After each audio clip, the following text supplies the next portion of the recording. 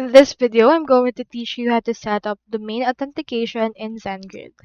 In order to do that, first head over to sendgrid.com and then from in there, make sure to click onto this Start for Free option in order to create your account.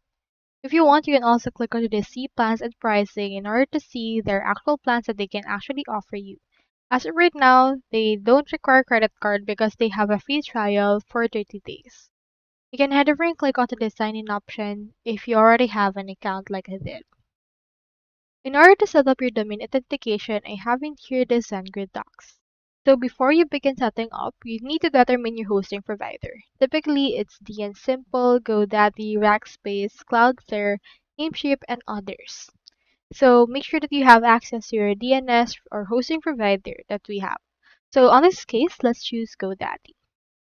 Now in there, you just need to head over to your Twilio Sendgrid user interface, click on Settings, and choose Sender Authentication. Now from in there, under the Domain Authentications option, click on Get Started and then authenticate your domain. On that page, choose the domain server that you use. Choose GoDaddy, but if you can't find them, choose the I'm not sure or other hosts not listed. You can set up a link branding by choosing yes, and if you can also choose no, which you can actually set up later. Now click on Next and authenticate your domain, and then from in there, add the domain that you want to authenticate below the text, and then the domain will appear from that address. You can also want your email address like this, like for example, your domain, for example, is example.com. You can add orders at example.com, which will authenticate to example.com as your domain.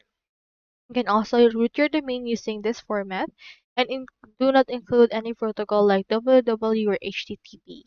Select the advanced settings for appropriate needs and use automated security if you want. Click on Next, install DNS, and choose Automatic Setup or Manual Setup. Now follow the on-screen instructions and you should be able to do that. So that's all there is today and I hope this video helped you out.